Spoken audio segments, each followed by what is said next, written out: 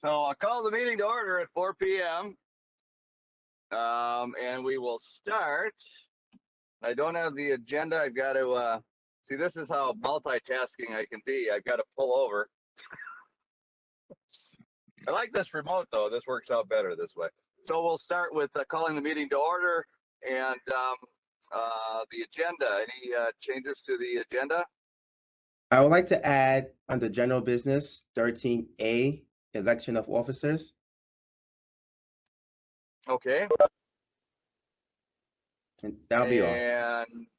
And that's it. All right. So we will then proceed. So there's no other additions to the agenda. Is there a motion to approve the agenda? Move to approve as amended. Second. It's been moved and seconded. Ryan, can you please take the roll? Dave Kleiss, Aye. Rick Miller, Aye. Kurt Hunstinger, Aye. John Libert, Aye. Ryan Fitzum. Aye. That passes unanimously. And so we will move on to the consent. Is there a motion? Motion Consider motion to approve. Motion to approve. Is there a second? It's been moved and seconded. Ryan, could you please take the roll? Dave Kleiss, Aye. Rick Miller, Aye. Kurt Hunstinger, Aye. John Libert, Ryan Fitzum. Aye. All right. So that passes unanimously. We go on to the open forum. Is there anyone? Hearing none, we can move on to item number 9. Item number 9, then we'll go on to item number 9. Okay, item number 9 will be introduction. Director of Finance, Connie Robinson. So good afternoon, commissioners. I would like to introduce you to our new Director of Finance, Ms. Connie Robinson. Connie comes to us from the city of Becker, where she has spent a total of 7 years as an employee, the last 5 as their Director of Finance. In the early 2000s, Connie was a school bus operator for the Becker School District, and she also has been an over-the-road truck driver. Transportation is in her DNA, and we're so grateful that Connie has chosen to join our team. Connie, would you like to say a few words? Well, good afternoon, gentlemen. I'm thrilled to be here, and I'm really glad that I can meet you, even though it's virtual. I look forward to meeting you in person. Likewise. Well, welcome. Welcome to Metrobus. And if you got it in your DNA, you know, Ryan's the only other person I know that's got bus in his DNA. So you're joining the right team. So welcome. Thank you so much. Appreciate you being here. And you're not too far from you're not coming from very far, so that's good.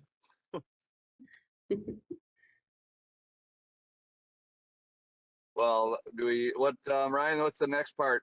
Is there I'm trying to turn my video on, but I'm having a challenge here. Well, that's not gonna work.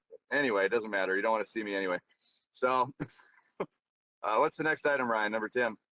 Item number 10, resolution 2021-02, MnDOT authorizing resolution for calendar year 2022 dollar ride. Connie Robinson. Well, again, good afternoon. So in your packet are the 3 resolutions. The first is dial-a-ride, then I think it's fixed route, and then North Star Link. And so these are the first step in the application process. And of course, we have the 20% for the fixed route and North Star Link local share, and then 15% for dial-a-ride. So an motion and second will suffice for all 3 resolutions. And if there's any questions, I can take those. Let's start then with the motion. Is there a motion to approve as all 3 of them? So that would be item 10, 11, and 12. So moved. Second. Moved. Is there a second? Okay, there's a motion and a second. Any discussion? First of all, anyone have any questions or comments? Hearing none, we will then, Ryan, please take the roll. Dave Kleiss, Aye. Rick Miller, Aye. Kurt Hunstinger, Aye. John Libert, Ryan Fitzum. Aye. That passes unanimously. Next item, Ryan? Next item, number 13, consideration of personal protective equipment policy, Sunny Hess. Good afternoon, Commissioners. In the packet is a policy for personal protective equipment. This is a new policy which basically will establish the framework for us and the guidance to provide PPE to our employees based on the duties and responsibilities of positions. Any questions? Anyone have any questions or comments? Is there a motion? Motion to approve, Lippert. Miller, second. Second. It's been moved and seconded. Ryan, no further discussion? Hearing none. Ryan, please take the roll. Dave Kleis, Aye. Rick Miller, Aye. Kurt Huntsniger, Aye. John Libbert, Aye. Ryan Fitzum. Aye. That passes unanimously. Next item? Item number 13A, election of officers. Commissioners, good afternoon again, Commissioners. Just like to inform you that Commissioner John Libbert, his term expires on June 30th. And and if you're going, just like to know if John would be reelected by the commission. If so, then we could just follow the same procedure as getting it approved through City Council, and then we can have the resolution on file for our for our records.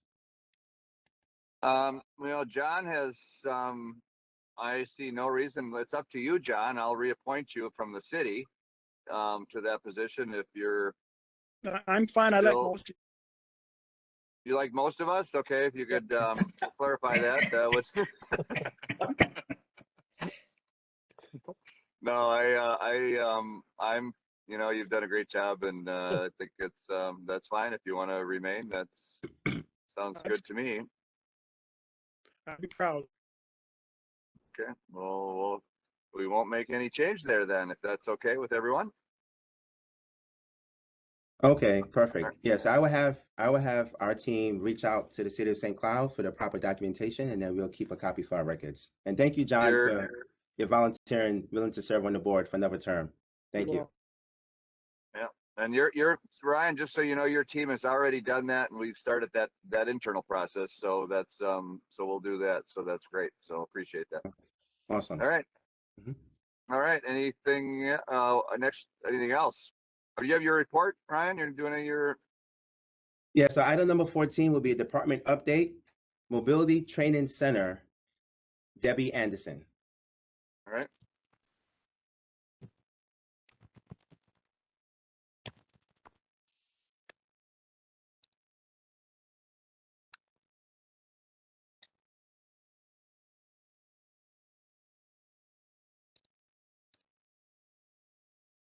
You just have to unmute yourself, Debbie. There we go. Good afternoon. I did have a dry run with this morning and it didn't go well, just so you know. We were asked to. Oh, you're in the training center. That's really good. We've got some remote, another remote. And I would like to introduce some of the staff that is here this afternoon with us. We have Cortez Riley. He's one of our travel training community outreach specialists, and he has been with us. It'll be 2 years in August. And we have Jerry Duckworth. He is a community outreach travel training specialist as well. And he has been with us in August, 3 years. And Kim Poff, she is training, travel trainer, community outreach specialist. And Kim has been with us 33 years. In August. And I will be August 13 years. So St. Evan and Sophia are not here, but they will be 12 years in August. So clearly we have something going down here with the month of August. The parties at the mobility training center. But what I'd like to do is give an update, kind of looking back to where we were post-COVID, where we got and where we are today, with some numbers and some stories.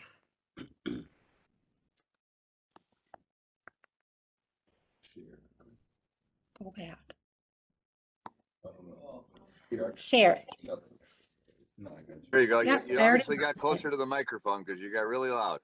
Yeah, one moment. That's good. Okay, here we gotta go to PowerPoint. Here it is. Okay, and now we will share. You can tell who does this regularly, right? There we go. Okay. Or I wonder, should I not do? Should I just? Just, that's fine. Okay, We'll- cool. We'll roll Alright. with that one. Okay. So, I guess we've got, Connie is new to, Metro Bus, but the other commissioners, kind of a review of the Mobility and Training Center. We are open Monday through Friday from 9 to 3. We welcome visitors, to come in that have questions about the public transportation, fares, routes, and our dial-a-ride service.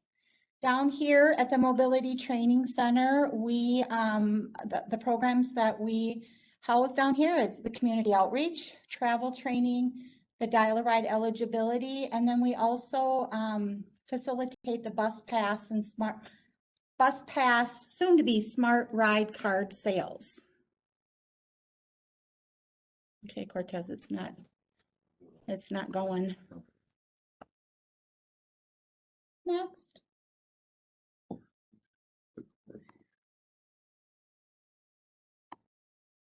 All right, there we go. Okay, What did you do? just click that. That, okay. Yeah. All right, so our community outreach program, I took a look back to 2019 to kind of see where we were at with things. We had 529 community outreach activities and had 3,732 contacts.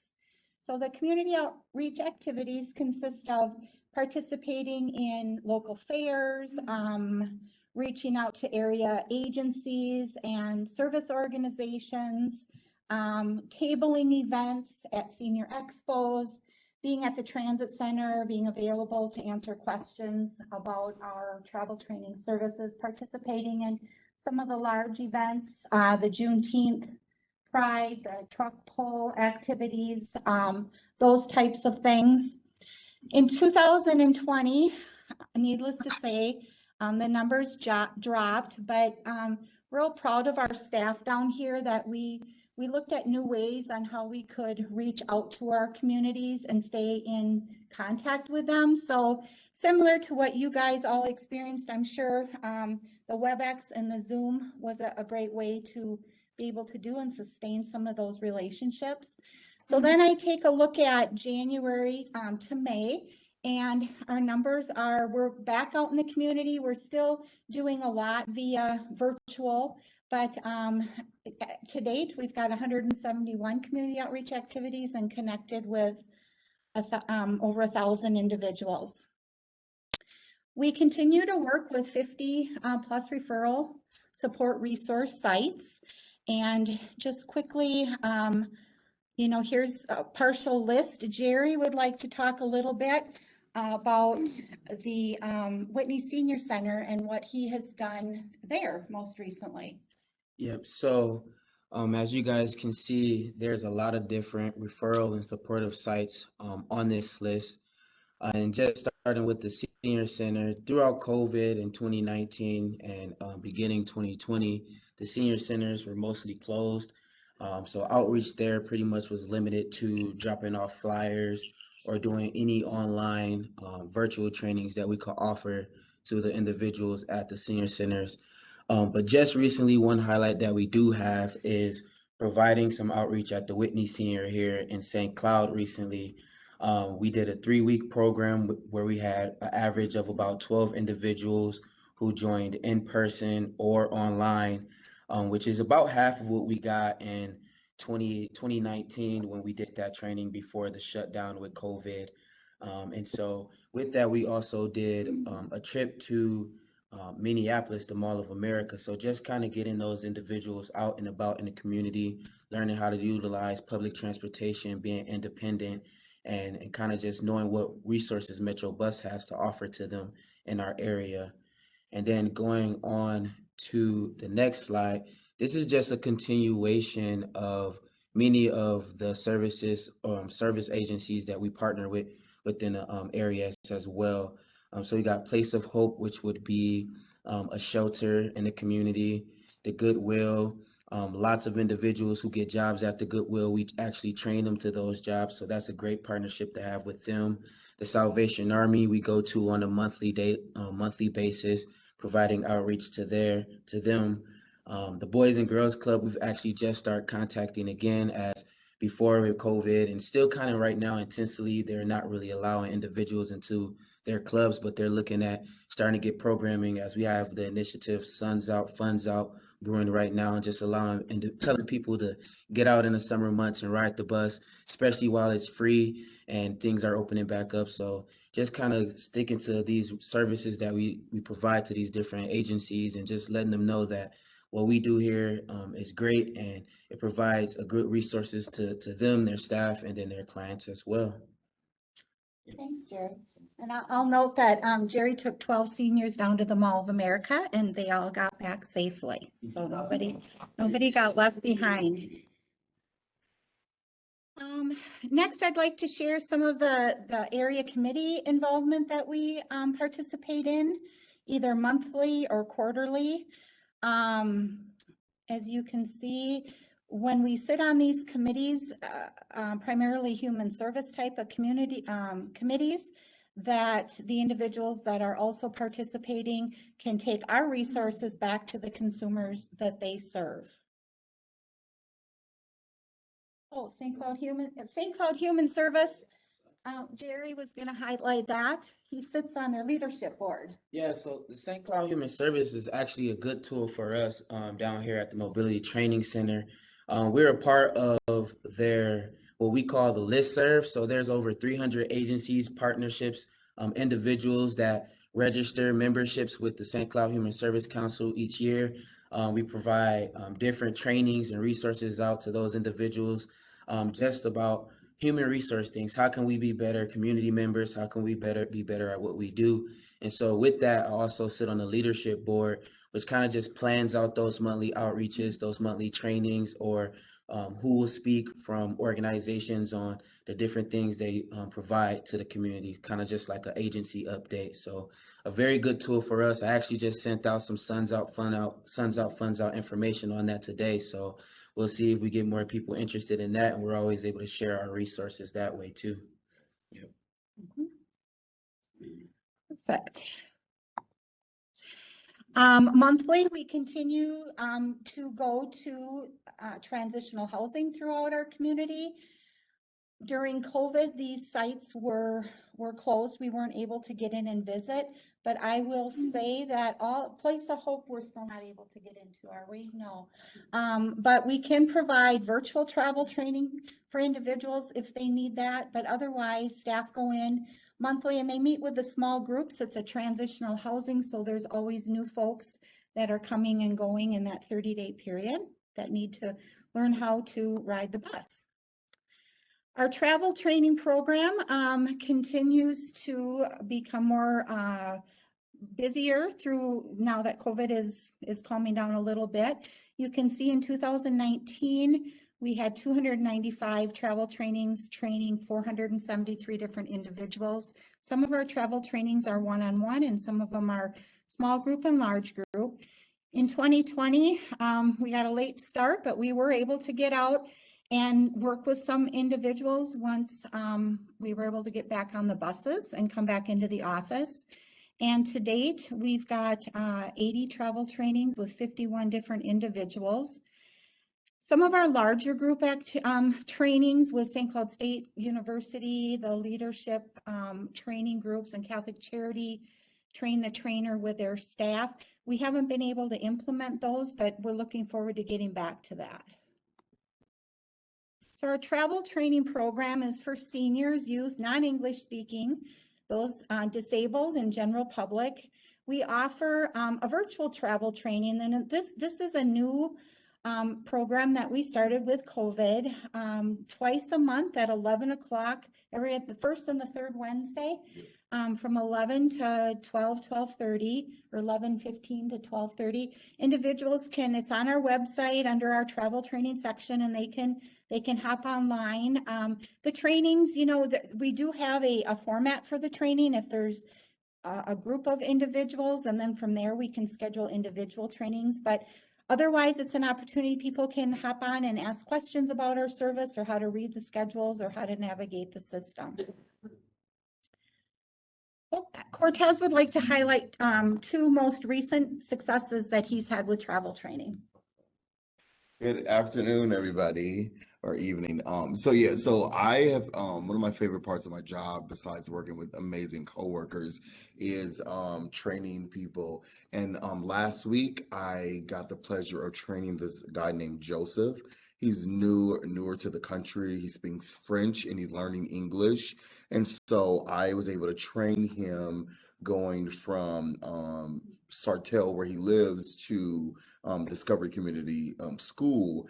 And we were very innovative. I downloaded Google Translate. He did too. And we were communicating back and forth using Google Translate. His stepdad also speaks fluent English and French. He helped us, and it was like one of those very dynamic travel trainings that that it was really amazing. And I used whatever resources were available to help me, and he was able to catch the bus by himself during the last day that we worked together. It was super cool to see him connect the dots. And then another great travel training that I did was with this older woman who her husband was no longer able to drive because of his own health stuff, and so she had to learn how to she's learning how to ride the bus. And I taught her how to get to Good Shepherd, where he's staying. And it was a really, really nice way to connect with another person. And I by her going through our program, I know that she's much more confident in riding the bus, and it's just hits home what we do here has value. Okay, and then we've got our report for our Dial-A-Ride. We have the Dial-A-Ride eligibility that is housed down here, where the application comes to us and the individual is called for an interview and brought in, and we meet one-on-one with the applicants, and often have them participate in a physical or a cognitive assessment. So in 2019, we approved 493 individuals. In 2020, it was 268. Even though we weren't able to meet in person for most of the year, we did a lot of phone interviews, or we gave individuals temporary status so they could utilize our service until we could bring them in and determine a permanent eligibility status for them. To date, we're at 125 new applicants.